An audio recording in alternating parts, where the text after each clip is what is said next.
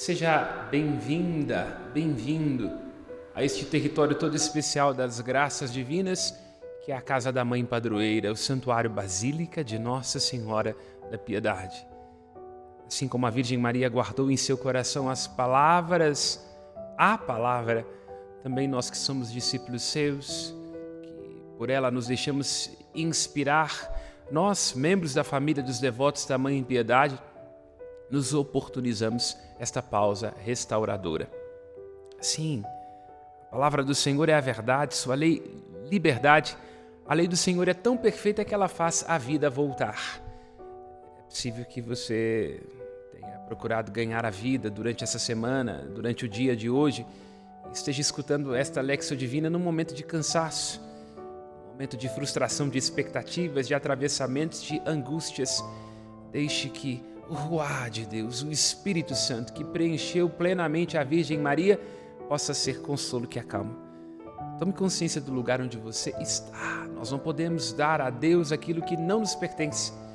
Isso seja de si, na pausa, na presença plena, tomando consciência do seu respiro, sendo devolvido a si mesmo, para assim poder, neste momento de oração, oferecer-se a Deus. Vinde, Espírito Santo.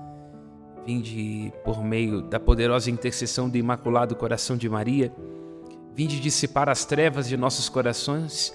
Vós que sois o consolo que acalma, o hóspede da alma, o doce alívio, vinde. Vinde em auxílio de nossa fraqueza, vinde. Vinde luz que ilumina os nossos corações. Vinde trazer os vossos 7 dons. E que por estes dons nos seja dado compreender os mistérios das sagradas Escrituras. Aquecidos pela presença desse Espírito, por sua chama de amor, vamos, 26º domingo do tempo comum. A primeira leitura é o livro dos Números, capítulo 11, versículo 25 a 29. As peripécias de Moisés, que deve, como profeta mediador, conduzir o povo até a terra prometida. E tomar cuidado para ele mesmo não tropeçar em si, e não deixar-se sequestrar pelos interesses conflitantes do povo.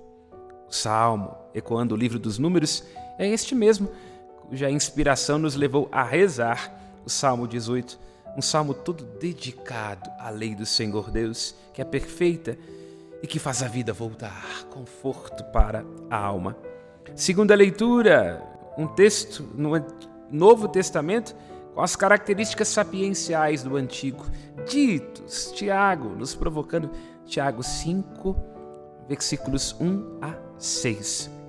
E o Evangelho, o leitmotiv, ou seja, aquele ponto central que vai como que sendo a chave de leitura principal para todos os textos deste domingo, é Marcos 9, versículos 38 a 43, versículo 45, 47 a 48. Cristo nos alertando sobre a gente não se deixar levar por este ciúme. Vamos refletir sobre isso.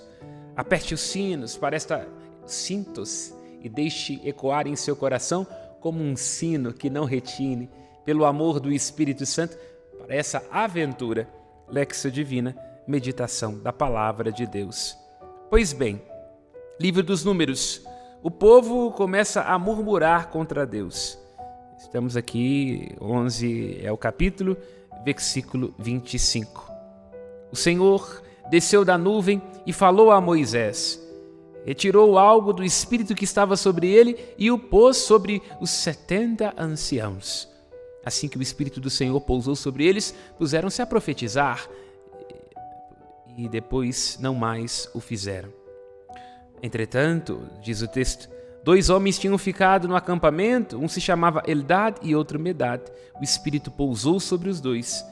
Não estavam na lista, mas não tinham ido à tenda. Eles se puseram a profetizar no acampamento. Assim segue o texto.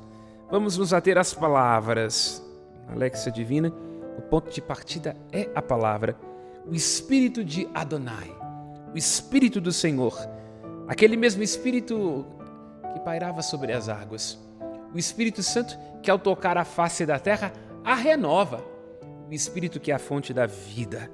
O Espírito desce sobre 72 anciãos. Bom, se a nossa fé se reporta aos patriarcas e às matriarcas, se reporta à libertação do Egito, se reporta aos profetas, ela certamente diz respeito a algo antigo, que deve estar em constante estado de atualidade.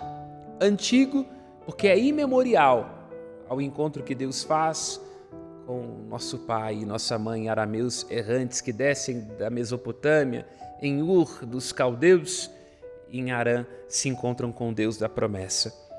Portanto, é uma fé que tem uma comunicação profunda com o passado, só que este passado não está caduco, ele tem que tornar-se atual. Os anciãos são figuras muito importantes na fé do povo de Israel, porque aos anciãos cabe esta memória, que é a herança e também transmissão ao povo. Aqui destaquemos, é um relato tocante, porque por detrás dele está o cansaço de Moisés. A ele é dada a missão de fazer a travessia não só física, mas também o atravessamento das próprias paixões.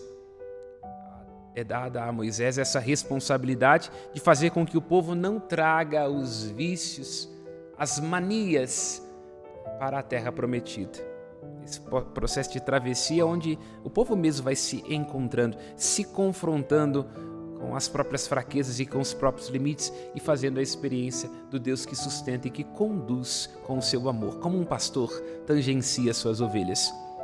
É, portanto, uma narrativa que quer evocar a nossa sensibilidade. Moisés, no seu lugar humano, demasiadamente humano, do seu cansaço, por que não dizer das suas dúvidas, ele é um profeta, porque a ele é dado ser portador da palavra, e ele também é um mediador, porque é através de Moisés que Deus fala ao povo. O Senhor Deus comunica as palavras a Moisés e Moisés comunica ao povo. Aqui, no livro dos Números, o Pentateuco vai mais ou menos ali no livro do Êxodo, no livro dos Números, no livro do Deuteronômio, falando dessa experiência da travessia, destacando alguns elementos, segundo uma teologia própria, quer dizer, são várias perspectivas sobre este acontecimento da travessia do povo. Então aqui estamos, o livro dos Números, o Espírito sobre os 72 anciãos. Mas vamos lá, já que é uma Léxio Divina, então temos que ir vendo como este texto ele se enlaça em todo o conjunto das Sagradas Escrituras. Há um sentido unitário das Sagradas Escrituras. É assim que a gente interpreta a Bíblia. Em Êxodo 18, versículo 14, Moisés, no seu cansaço, um pouco assim, meio desanimado, é interrogado pelo seu sogro Jetro, que pergunta para ele: o que fazes com tanta gente? E aí Moisés diz: o povo vem a mim com as suas demandas, com seus desmandos. E aí Moisés, então, ele aconselha, Jetro, então, melhor dizendo, aconselha a Moisés que ele divida, descentralize o poder, podendo contar com os anciãos e com colaboradores na sua missão. Nós podemos aqui dizer hoje, nestes tempos de excesso de trabalho, em que nós ficamos em disputa com o tempo, a gente diz: eu não tenho tempo, estou gastando tempo, se esquecendo que o tempo é a grande substância da vida humana. O tempo que a gente perde, a gente não pode recuperar de volta. Tendo vontade de dar conta de muita coisa, nós hoje falamos de burnout, aquela síndrome onde alguém, na busca de desempenhar uma função, de corresponder a uma expectativa, de fazer tudo direitinho, de acordo com a orientação de um chefe ou de um processo na empresa, termina aí queimando. Então, para que Moisés não queime, Jetro lhe aconselha a descentralizar, a associar a si homens que estejam, vou usar aqui expressões do ponto de vista da gestão, que na consciência dos propósitos de Moisés, de um modo claro e convincente, sendo convencidos por ele, sejam também eles replicadores daquilo que Moisés escuta de Deus. Então vejamos a beleza desse relato, porque o povo tem demandas e interesses conflitantes. Não é assim com os nossos filhos dentro de casa? Nunca é suficiente. Sempre há alguma coisa que nós não vimos, sempre há algo por fazer, mas, ai meu Deus do céu, e a ansiedade? Há interesses conflitantes no ambiente de trabalho, dentro de um condomínio, em nossa família. E aí é interessante, não é? Espírito do Senhor, a porção deste Espírito que forma o livro da sabedoria, no capítulo 7, diz: o Espírito é quem de geração em geração vai formando os amigos e intérpretes de Deus. Este Espírito vai sendo comunicado também aos 72 anciãos, o que é um número muito fecundo, né? Nós temos que convir isso, né? Então quer dizer, 6 vezes 12, 72. Portanto, estamos aqui dentro desse contexto, desse número 12. Esse número 12 que caracteriza tão fortemente a Kahal no Antigo Testamento. A Assembleia que se constitui a partir dos 12 patriarcas, das 12 matriarcas. Então, 72. 72 também é o número dos discípulos que o Cristo envia em missão. Porque anticum documentum novum cedat ritui. O Antigo Testamento dá um novo seu lugar. O que era a Assembleia constituída no Antigo Testamento, em torno da tenda, agora será a nova Assembleia, a Eclesia, a igreja, em torno daquele que armou sua tenda entre nós, Jesus Cristo, a própria palavra da vida. Chama a atenção também isto, não é?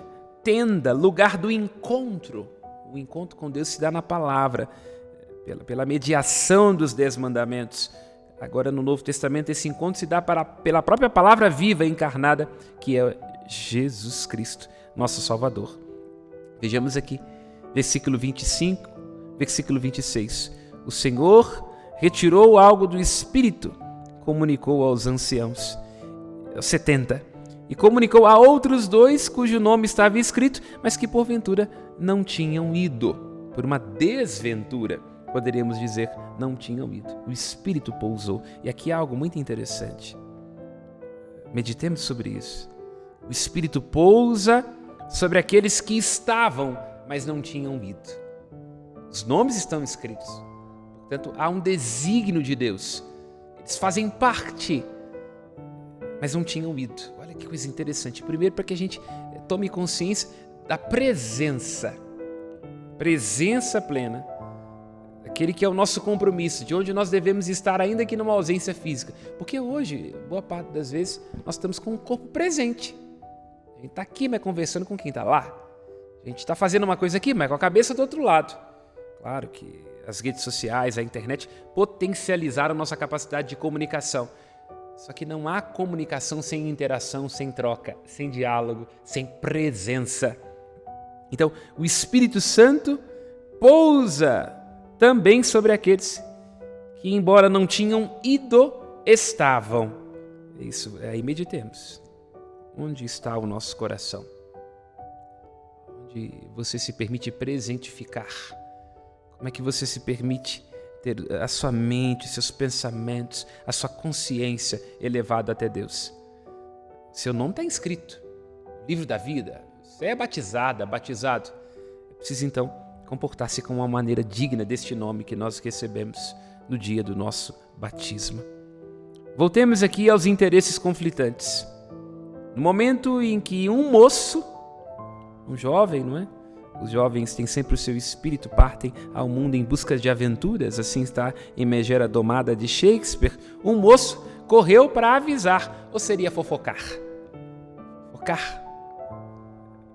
Primeiro dirigem-se a Josué, filho de Num, ajudante de Moisés, Ebed Moshe, servo de Moisés, desde a sua juventude. E aí dizem, olha, vimos Eldad e Medad profetizando também, mas eles não estavam no nosso grupo. Aí Josué diz, Moisés, meu senhor, manda-os parar. Moisés respondeu, você está com ciúme por minha causa? Quem dera que todo o povo do Senhor profetizasse e que o Senhor pusesse sobre eles o seu espírito. Moisés recolheu o seu acampamento com os anciãos de Israel. Oxalá, diz Moisés, quem dera que todo o povo profetizasse, quem dera que nos lábios de Israel se encontrasse a palavra do Senhor, quem dera que estes corações estivessem transformados por esta capacidade de estar estar em contato com o Senhor, aberto às moções do seu Espírito Santo. É isso que temos que pedir. Abertura, disponibilidade para que o Espírito dobre em nós aquilo que é duro. E se tem uma coisa que é dura em nós, é o ciúme.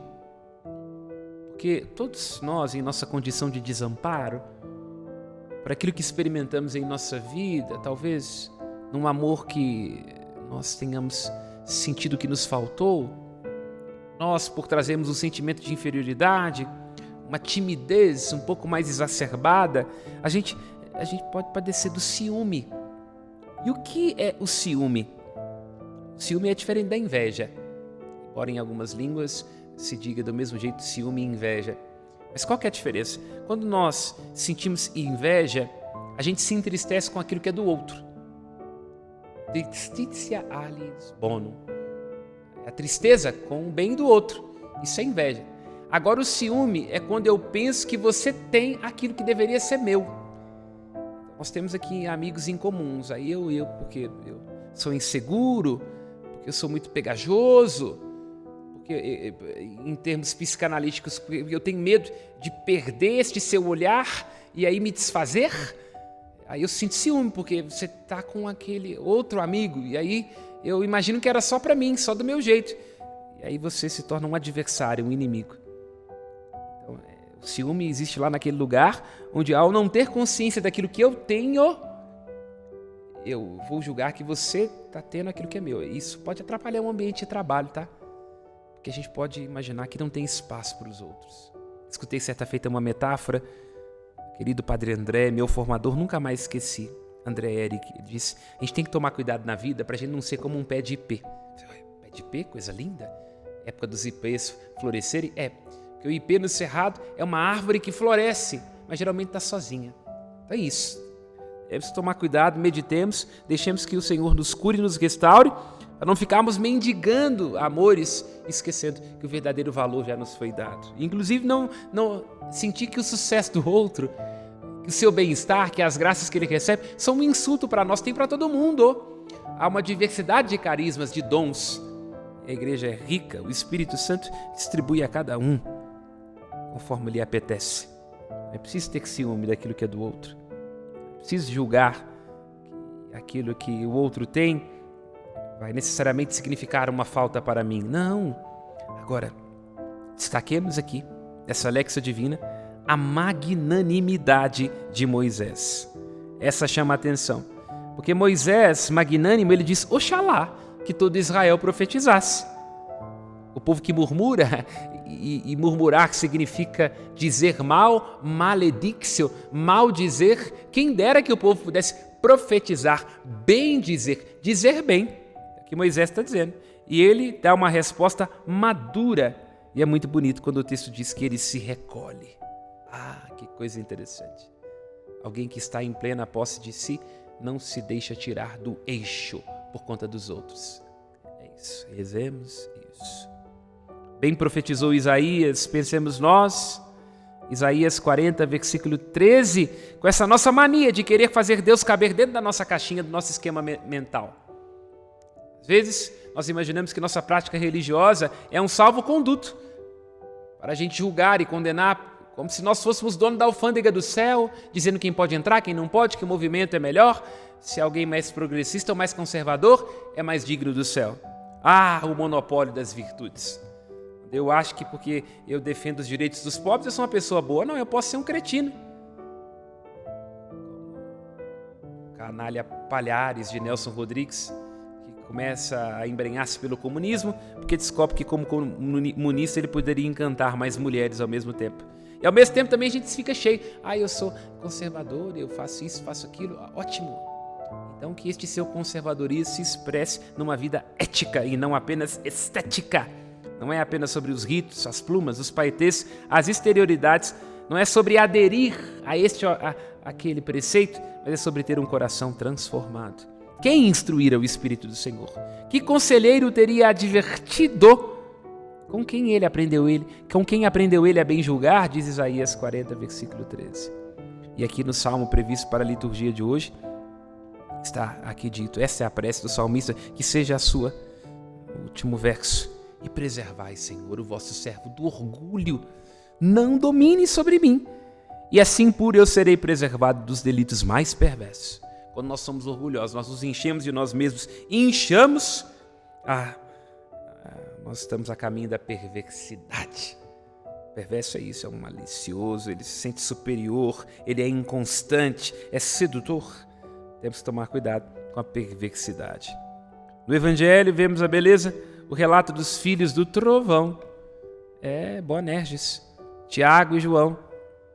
Aqui no início, versículo 38, o Evangelho no domingo sempre ecoa a primeira leitura. É uma cena parecida. Mestre, vimos um homem expulsar demônios em teu nome. E a fofoca. Nós proibimos, porque ele não nos segue. Que pretensão, não é para seguir a Jesus? Ele não nos segue. Está para além do nosso esquema, não é? Nós o proibimos. Olha que audácia. E aí Jesus diz, versículo 39, não o proibais, pois ninguém que faz milagres em meu nome poderá logo depois falar mal de mim. De fato, quem não está contra nós está a nosso favor. Nós vimos, poderíamos dizer, destaquemos, viram, mas com a violência da verdade presumida, com o olhar projetivo que secciona, que julga. Proibimos, eles não andam conosco. Olha só, aqueles lá na primeira leitura estavam com nomes escritos, só não tinham ido. Assim também este não necessariamente faz parte do grupo, mas está com Jesus, está no nome de Jesus. Que maravilha, é neste nome que nós somos salvos. Ninguém, diz o apóstolo Paulo, 1 Coríntios capítulo 12, versículo 3, ninguém pode dizer que Jesus é Senhor a não ser no Espírito Santo. Eles estavam certamente inspirados pelo Cristo, estavam com Ele, Deus conosco, em ti, meu Deus habita, no interior da alma Deus habita, o Espírito habita, todos serão discípulos de Deus. Essa é a profecia de Joel, está aqui apresentado como antecipação, como primícias nesse Evangelho. Jesus subverte os discípulos, a sua lógica sectária. A questão não é se anda ou não conosco, porque isso poderia fazer dele mais um membro do bando, da nossa facção. A questão é se está conosco. É isso. Jesus está dizendo. Nós não somos o bando, uma facção, um grupinho de iniciados, um clube de amigos. Não, nós somos uma comunidade. Então a questão é se está ou não a nosso favor. Pensemos nisso. Estamos a favor de Cristo ou estamos lutando contra Ele? Quem se deixa levar pelo Espírito e conduzir pelo Espírito não vive segundo as obras da carne. As obras da carne, rixa, devassidão, é isso, contendas, obras da carne. A obra do Espírito não, paciência, longanimidade, autodomínio. Estas são as obras do Espírito, segundo assim, os frutos do Espírito, segundo assim nos lembra a carta aos Gálatas. Jesus está ajudando a perceber que o seu nome não é um monopólio. Não, o nome de Jesus é aquele lugar onde nós somos salvos, cada um de nós. Vamos ao fim do relato. Versículo 48, onde Jesus alerta sobre o fato que a gente tem que tomar cuidado com a violência de nossas verdades presumidas. Jesus fala, se teu olho te causa escândalo, arranca-o. Às vezes nós vemos mal e é preciso arrancar, não podemos ter compromisso com o erro, com os nossos julgamentos.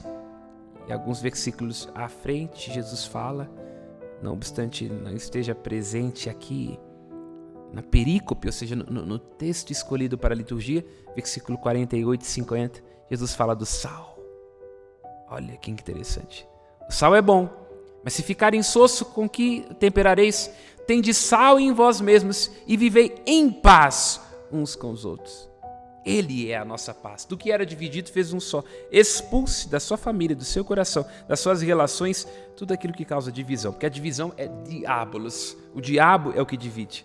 A fé é simbólica, símbolo. Une. Para além de nossas diferenças, divergências, temperamentos opostos, personalidades conflitantes, pontos de vista diferentes, nós temos que focar naquilo que nos une. Que palavra pertinente para esse nosso tempo, onde nós temos uma calcificação da polarização. Estou aqui me referindo ao livro de Felipe Nunes e do Trauma, onde se fala a biografia do abismo. Nós estamos num abismo, dividindo.